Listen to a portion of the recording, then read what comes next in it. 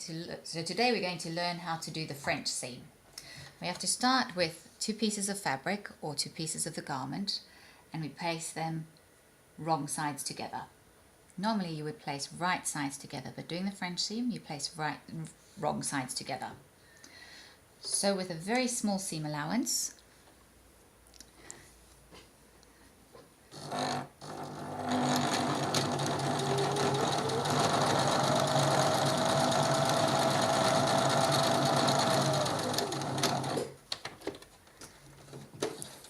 How wide is that seam allowance? that seam allowance is just under half of what your normal seam allowance would be. So normal seam allowance would be 1.5 centimeters. You could probably gauge this at about 6 mil to 7 millimeters.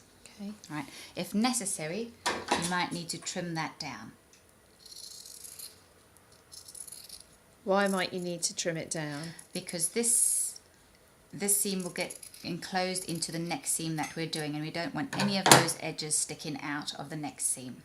So what we do now is we open that up, and ideally we would iron that over. I'm going to quickly finger iron that, which is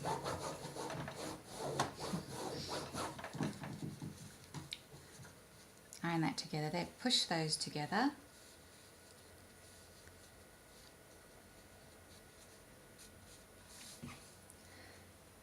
And then we sew again with a 6 mil to 7 mil seam allowance from the outside edge of the fabric, which is now a folded edge and not a raw edge. So does the second seam you sew need to be wider than the seam allowance that was left on the inside? A little bit wider, but if it's not as wide, we would have trimmed back like I was doing previously. Trimmed the seam allowance back.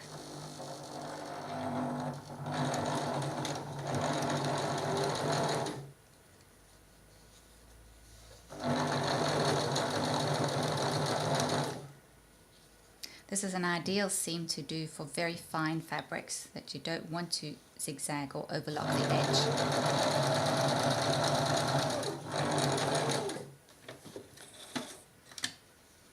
And there is your French seam.